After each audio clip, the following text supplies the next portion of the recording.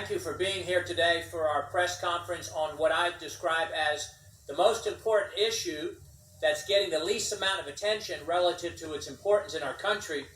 And like many other issues, we're going to be deciding on November 5 what kind of a country we're going to be, and it applies to this issue as well. President Trump had withdrawn the U.S. from the WHO, and of course the Biden administration, like every other disastrous decision they made, reversed those policies when the Biden-Harris administration got in charge.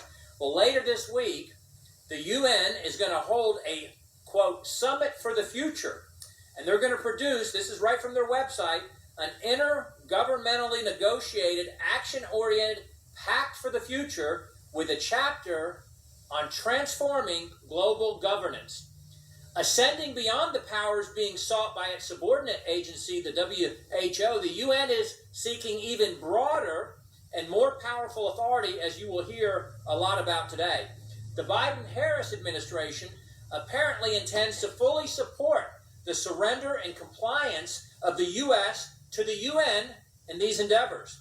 They are aligned with the international globalists that hate America, that hate the Constitution, that hate our founders, that hate our founding Judeo-Christian principles, and they want America to become like the rest of the world. They don't want us to be subordinate to or governed by our Constitution. No, they want America to be subordinate to and governed by the UN, the World Health Assembly, and the WHO.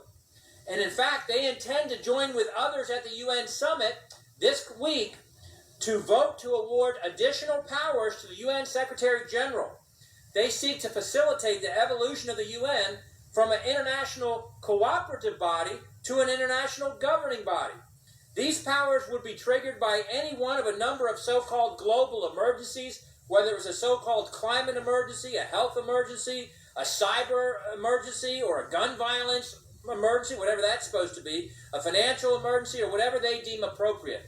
And the Biden-Harris administration is in full agreement with the UN and the WHO on efforts to place us under their authority and require such things as their international health regulations, including the surveillance of U.S. citizens, the censoring of dissenting views, and much more. The American people didn't vote for this, and they don't support this, and it's up to the people's representatives, that's us gathered here today, to have a responsibility to expose this and to reject this. The U.S. should defund the WHO again. We should withdraw from the WHO. Any agreements with the WHO or the UN should require Senate approval or disapproval.